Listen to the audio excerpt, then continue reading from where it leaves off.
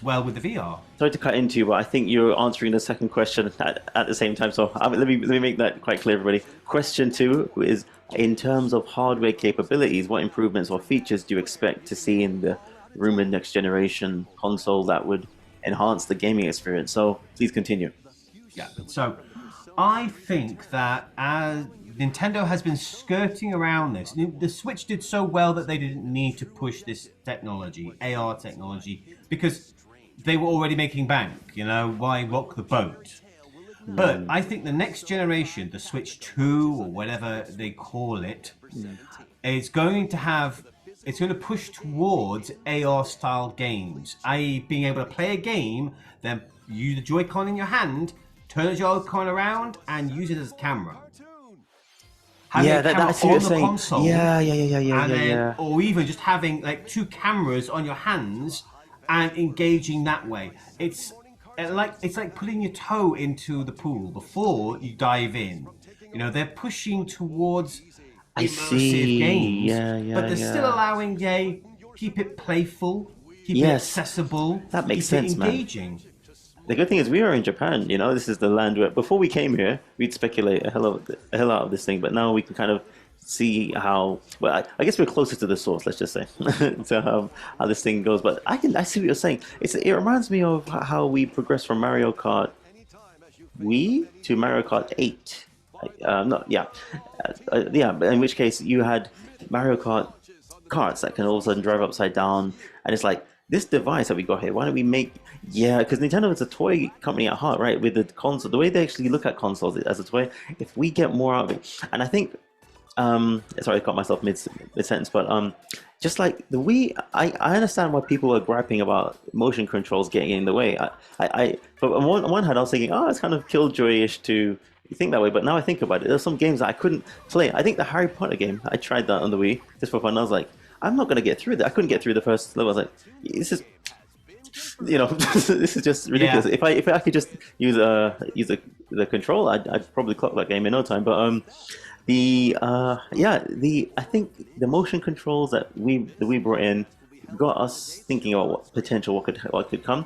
Now the Switch actually uses motion controls. I think a lot more elegantly. I think than the Wii did. It's very subtle. You could it's you optional. You know, it's not forcing you to use a different control scheme. It's yeah giving you the opportunity. You want to use a different control scheme, engaging. Great. Detach the Joy Cons and use them like that, and then just slot them back on and use it like an actual device. I mean, yeah the Wii was a groundbreaking console, and it made a lot of money for the Nintendo, but it played to non-gamers, to casual gamers, to people who were interested in the novelty of it. And Nintendo thought that they could turn those people into gamers. No, they were just here for the fun, and then they yeah left. They weren't going to stay and commit to gaming as a medium. Uh, yeah. but Sony and Xbox, I mean, when Microsoft saw how successful the Wii was and they brought out the Kinect, oh Lord, was that a misstep? Great idea. Yeah, push the technology, fantastic. Hell, they promoted using the technology in real world application. I thought that was a genius stroke because that was opening the console up to a whole new market, being able to use the Kinect as a controller for real world situations. Very Yeah. clever. But Excuse me. technology wasn't there. It was another case of Virtual Boy syndrome. The idea is great, but the tech wasn't right. And just like people left the Wii, and the Wii U tanked, the people who were there for the novelty left. The gamers were left with a lackluster console, and ultimately the Kinect just did not function the way people wanted it to. Okay, playing games on the Kinetic was just painful, actually painful. Dude, this is Shame. great. Oh my gosh, this summary of, I mean, we're coming to the end of this generation, as you said, because it's been about 7 years by 2024, at Yes. least. It'll be 7 years at least until the Switch is out. And this is a good summary of this era that we've been through. And quite frankly, it doesn't mean just because you move on from it doesn't mean that you cast the Switch aside. I think the consoles that stand the test of time are the ones that were successful in their time. Therefore, let's say I got a Wii, and there are things about it I enjoy because it was such a breakthrough moment for casual gaming that I could bring people to play who wouldn't normally want to play. Like you say, they were there for the novelty, and it's still got some fun pieces. But the Switch, on the other hand, is quite success. It was so successful that even with the new console, I'm pretty sure people would still hold on to it with pride and say, "Let's play a Switch game." Now, that being said, this is what I love about the game industry because it reflects something about the human heart. I think that no matter, and you know, like how I always like to talk about AI and how I still have faith in humanity, even though people think it's just gonna take us all out. I don't believe that because I believe there's something about the intuition, that the intuitive mind that what we have that computers don't, that sees us through. Case in point, with all the bells and whistles, all the money that Microsoft and all these companies have to make superior consoles to some of Nintendo's more primitive consoles, and I'm not saying Nintendo win all the time, but in cases like at least the Wii, it's sometimes the things that appeal more to the emotion that just win out. I mean, Google Stadia, you know, all these things that you think, boy, these companies they can't fail. They're too big to fail. Like, they got all the money in the world, but it's not about quantity; it's about quality. You know what I'm saying? So therefore, when it comes to these new consoles, I think, like you're alluding to, there's something charming about the toy maker mindset that Nintendo has to make something of the whatever the next console would be. But you know, there's always a hit and miss. It depends how they do it, but they have a lot more to work with, and I think companies like Sony and Xbox, by virtue of what strong IPs they have, even if people just want to come in there for the novelty, come along, check it out for the debut and whatnot, it still has something of more substance. It's like if Microsoft, if the Xbox was funded by Disney, I think it would have lasted longer. No, I'm not saying Xbox is over. Don't get me wrong. I'm saying if the Xbox It's still going strong, and Xbox has made strong moves on the business side. They've made excellent business decisions. Trouble is that as a console, it hasn't kept up with the PlayStation and Nintendo. So ultimately, they are trying to dominate the market by buying out competitors, by buying IP, like Disney did. But Sony is trying to build its brand. It's trying to expand upon its IP. Nintendo has been doing that for decades now. I mean, Mario, Nintendo, look on the screen now, we're seeing Luigi's Mansion Dark Moon. That was a 3DS game, the sequel to the GameCube game. That's over a decade old, and these characters, this IP, have been building and ingratiating itself with the audience. Nintendo has worked long and hard to build a strong brand, to build IP that are relatable, connectable, and can engage with people. I say that emotional connect. They know their audience, and a great console, like you said, the great consoles do many things, and they kind of a product of their time.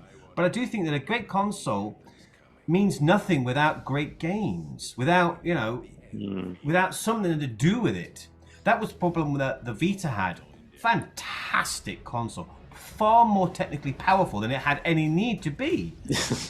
But there was nothing to do with it. There was nothing to play on it. Hell, the only thing I ever did with it was play on classic Final Fantasy games. Yeah. But the Switch had a whole mess of games. They got old games, they got new games, they appealed to classic gamers, they attracted new gamers. They were perpetually releasing stuff that caught people's attention, that gave people what they wanted. And they used the funds they got from the old gamers to encourage new gamers.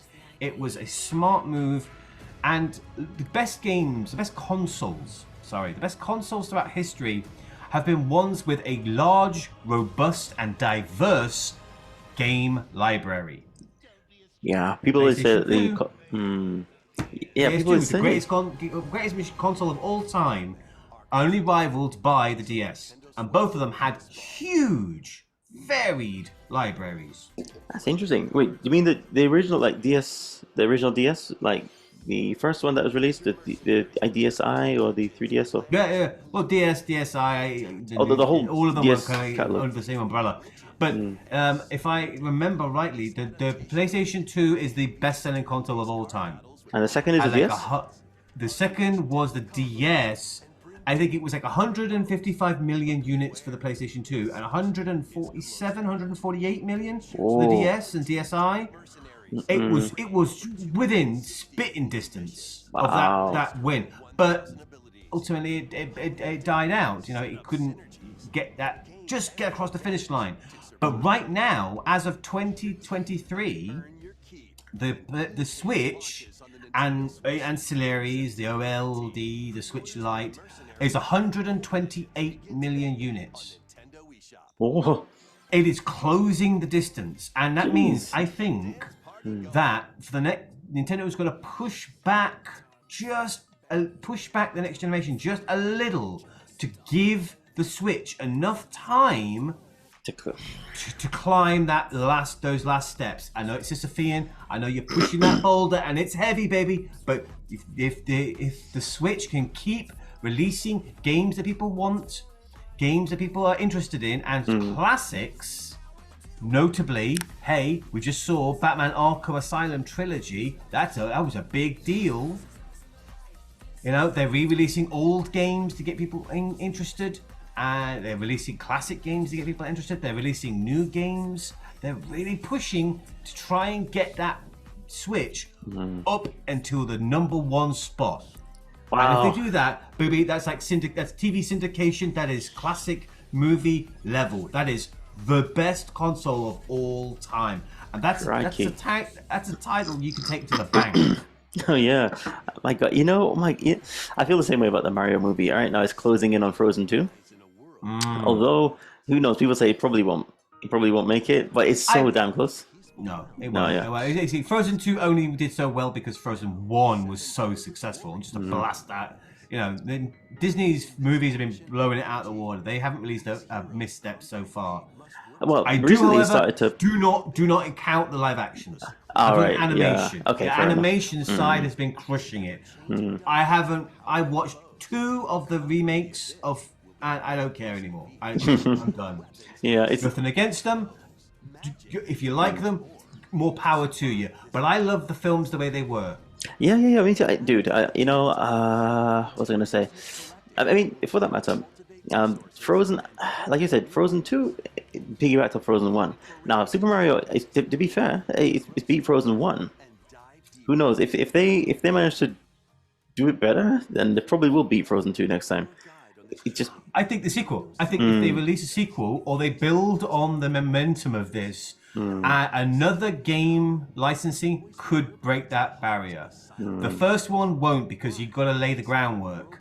But they've laid a fantastic foundation. I mean, it was popular, it was cross-border, and it shut the hell up all those detractors. Everyone who was like, oh, Nintendo's going woke. Oh, Nintendo's doing this. Oh, Nintendo's doing that. It's liberal. It's conservative. It's this. It's that. Everyone trying to politicize it can just eat humble pie. You know. I know some of them were like, oh, I was originally right because gaslight. But no, it was just a fun film aimed at kids. It's a normal movie. Simple, Yeah. not just a nice, simple movie that hit all the bases, and it wasn't too complicated. It wasn't trying to say anything beyond, "Hey, Mario is awesome, and this world is fun."